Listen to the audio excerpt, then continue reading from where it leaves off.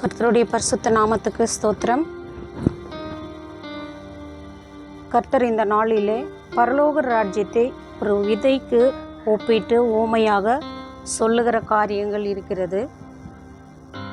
மத்தேயு 13ஆம் அதிகாரம் 24ஆம் வசனத்தில் இந்த ஒரு தொடங்கி சில வசனங்களில் இந்த ஊமையை கர்த்தர் இயேசு கிறிஸ்துவானவர் தன்னுடைய சீஷர்களோடு பேசுகிறார். இந்த விதை, ஒரு மனுஷன் தன் நிலத்தில் நல்ல விதையை விதைத்ததற்கு பரலோக ராஜ்யம் ஒப்பாயிருக்கிறது. அது விதைக்கப்பட்டது நிலத்தில். இரவு நேரத்தில் அந்த விதையை, நல்ல விதையை விதைத்தார்கள். சத்துருவானவன், பிசாசானவன் வந்து களைகளையும் விதைத்து விட்டு போகிறான். இவர்களும் நல்ல விதையை விதைத்தார்கள். ஆனால் சத்துரு வந்து களையை விதைத்து விட்டு போகிறான். மறுநாள் அது முளை கிளம்பி எழும்பி பயிர் வளருகிறது. அந்த எஜமானுடைய வேலைக்காரர்கள் வந்து சொல்லுகிறார்கள், ஐயா, நீங்கள் நல்ல விதையை அல்லவா விதைத்தீர்கள், ஆனால் அதில் களை எங்கிருந்து வந்தது? களையும் அதோடு கூட வளருகிறதே என்று கேட்கிறார்கள். அப்பொழுது எஜமான், களையை பிசாசானவன் விதைத்து, அதாவது சத்துரு வந்து விதைத்து விட்டு போயிருப்பான். வேலைக்காரர்கள் கேட்கிறார்கள், அந்த களைகளை நாங்கள் பிடுங்கட்டுமா என்று கேட்கும் பொழுது எஜமான் அவர்களுக்கு கூறுகிற காரியம், வேண்டாம், நீங்கள் களையை பிடுங்கும் பொழுது தவறி பயிரையும் பிடுங்கி விடுவீர்கள். ஆகவே வளரட்டும், பிறகு பார்த்து கொள்ளலாம் என்று சில அவகாசத்தை கொடுக்கிற காரியம் இந்த இடத்துல காணப்படுகிறது. நம்முடைய தேவனாகிய கர்த்தர் கூட இன்றைக்கு ஆலயத்திற்கு போகிறோம், வேதத்தை வசனங்களை கேட்கிறோம், ஆராதிக்கிறோம்.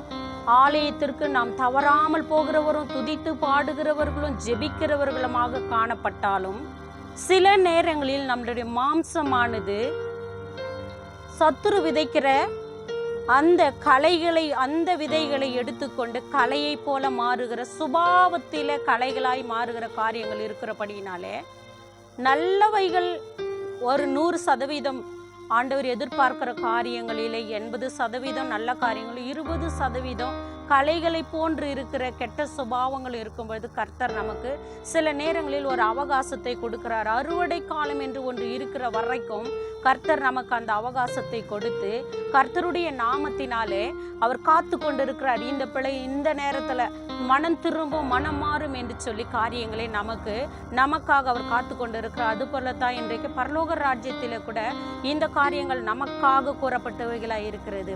பயிர் வளர்கிறது, கூடவே களைகளும் வளர்ந்து கொண்டே இருக்கிறது. இன்றைக்கு நம்மளுடைய ஆலயங்களில் ஆகட்டும், நம்மளுடைய சுவிசேஷ எங்கு விதை விதைக்கப்படுகிறதோ, நல்ல விதைகள் எங்கெங்கு விதைக்கப்படுகிறதோ அதெல்லாம் ஏற்றுக்கொள்ளுகிற ஒரு மனம் வந்து நம்மளுடைய இருதயமாகிய நிலம் அது ஏற்றுக்கொள்ளுகிறது. அந்த நிலத்தில் அதுவும் வளருகிறது. சில நேரத்தில் நம்ம மாம்சத்துக்கு அடிமையாகும்போது களையும் சேர்ந்து வளர்கிற காரியங்கள் உருவாகிறதை நாம் உணர முடியாதபடிக்கு இருக்கிறோம் இந்த நாட்களிலே. ஹல்லேலூயா. இந்த வேளையில நாம் இப்பொழுது இதை தியானிக்கும் பொழுது அறுவடை நாளுக்கு என்று கர்த்தர் அந்த எஜமான் காத்து கொண்டிருக்கிறார். பயிர் வளர்கிறது, களையும் வளர்கிறது. ஆனால் பயிருக்கும் களைக்கும் ஒரு வித்தியாசத்தை அந்த இடத்துல காண்பிக்கிறார். அதாவது ஹல்லேலூயா, வசனம் 30ஆம் வசனத்தை நாம் தியானிப்போம். அறுப்பு காலத்தில் நான் அறுக்கிறவர்களை நோக்கி, முதலாவது களைகளை பிடுங்கி அவைகளை சுட்டெரிக்கிறதற்கு கட்டுகளாக கட்டுங்கள், கோதுமையோ என் களஞ்சியத்தில் சேர்த்து வையுங்கள் என்பேன் என்று சொன்னான் எஜமான். ஹல்லேலூயா.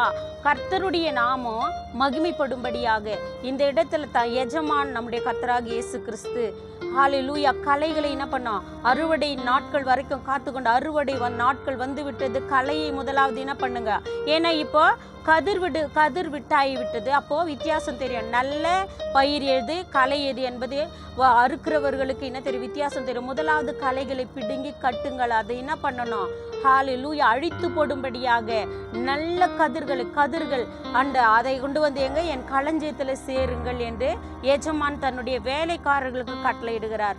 அப்பொழுது அந்த வேலைக்காரர்கள் உணர்ந்திருப்பார்கள். இந்த நாட்களில கூட சில காரியங்கள் கண்ணெதிர்க்காக தோன்றுகிற காரியங்களை நம்ம அறுத்து போட்டு விடலாம் என்று எண்ணுகிற காரியங்களில் இல்லாதபடிக்கு ஹalleluya அதற்காக காலங்கள் அவகாசங்கள் கொடுக்கப்படுகிற ஒரு நேரம் இருக்கிறபடியினால், அறுவடை நாள் கர்த்தர் அதை அவருடைய சித்தப்படி வைத்திருக்கிறபடியினாலே நாம் பரலோக ராஜ்யத்துக்குரிய காரியங்களிலே நல்ல விதைகளாக விதைக்கப்படவும், நல்ல முற்றின கதிர்களாய் வித்தியாசத்தை காண்பிக்கும்படியாய் இந்த உலக பிரகாரமான காரியங்களிலே நாம் நம்மை கலைகளாக மாற்றி விடுகிற காரியங்களோடு இணைந்து போய்கொண்டிருக்கிறோம். மனுஷர்கள் யார் எப்படிப்பட்டவர்கள் என்று தெரியாதபடிக்கு இன்றைக்கு அநேக காரியங்கள் நமக்குள்ளாய் கலந்து வளர்ந்து கொண்டிருக்கிற நேரத்தில் நாம் வித்தியாசமானவர்களாய், கிறிஸ்துவுக்குரியவர்கள், பரலோக ராஜ்யத்துக்குரியவர்கள், வித்தியாசமுள்ளவர்களாய் அந்த கதிர்களை போல முற்றின கதிர்கள், கோதுமை மணிகள் எப்படி வித்தியாசமாய் அவைகள்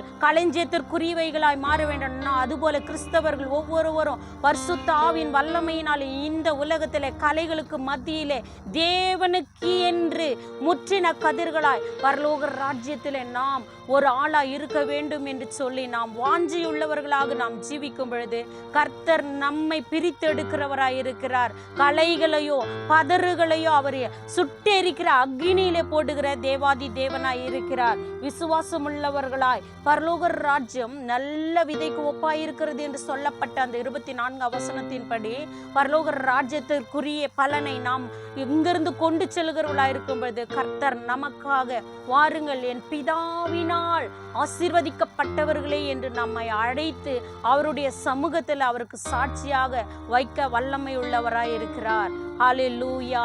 இந்த வார்த்தைகளின்படி நம்முடைய பலன் இந்த உலகத்தில் மற்றவர்களுக்கு சாட்சியாக இருக்கும்படியாக கர்த்தர் தாமே நம்மை நடத்துவாராக. இப்படி செய்ய கர்த்தாதி கர்த்தரும் ராஜாதி ராஜாவுமாகிய நமக்காக மரித்து உயிர்த்த இந்த இயேசு கிறிஸ்துவின் நாமத்தினால் ஆசீர்வதிக்கப்படுவோமாக.